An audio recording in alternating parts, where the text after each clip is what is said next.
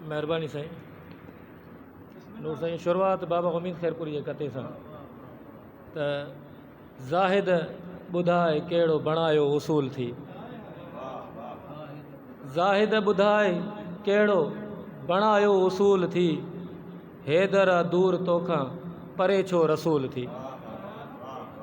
ज़ाहिद ॿुधाए कहिड़ो बणायो उसूल थी, हैदर दूर तोखां परे छो रसूल थी।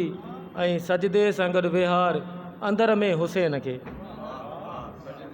सजदे सां गॾु विहार अंदर में हुसैन खे, इन जे बग़ैर नेड़ घसाइण फज़ूल थी। महिरबानी।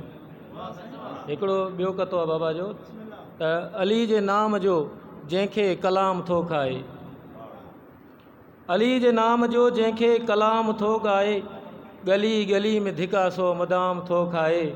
ऐं नबी खे यादि करे जो अली भुलाए छॾे, नबी खे यादि करे जो अली भुलाए छॾे, ख़ुदा जो रिज़्क़ उहो ॼण हराम थो खाए। हिते कुझु पंहिंजो सुठो त आ वरी पहुतो मुहर्रम या हुसैन,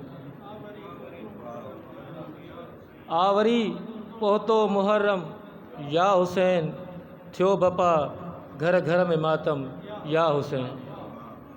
आ वरी पहुतो मुहर्रम या हुसैन, थियो बपा घर घर में मातम या हुसैन।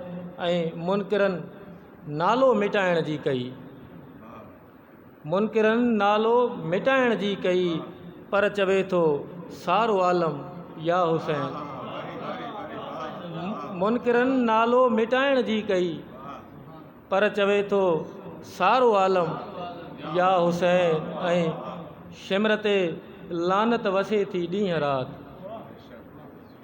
शिमर ते लानत वसे थी ॾींहं राति, आ ठहियो तंहिं लाइ जहन्नम या हुसैन।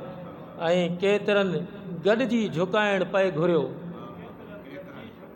केतिरनि गॾिजी झुकाइण पए घुरियो, अॼु बि ऊचो तुंहिंजो परचम या हुसैन। केतिरनि गॾिजी झुकाइण पए घुरियो, अॼु बि ऊचो तुंहिंजो परचम या हुसैन। ऐं मां इहा ई बसि इबादत थो कयां, मां इहा ई बसि इबादत थो कयां, मुंहिंजे लबड़नि ते हरदम या हुसैन। मां इहा ई बसि इबादत थो कयां, मुंहिंजे लबड़नि ते हरदम या हुसैन। ऐं तंहिं करे आहिनि सबीलुनि जे ख़िलाफ़, तंहिं करे आहिनि सबीलुनि जे ख़िलाफ़, लोक खे आहे तो मां जोखम या हुसैन। तंहिं करे आहिनि सबीलुनि जे ख़िलाफ़, लोक खे आहे तो मां जोखम या हुसैन। ऐं छो उहो साजिद सॾाए आदमी, छो उहो साजिद सॾाए आदमी, जंहिंखे तुंहिंजो कोन आ गम या हुसैन। आ वरी पहुतो मुहर्रम या हुसैन, थियो बपा घर घर में मातम या हुसैन। महिरबानी महिरबानी महिरबानी।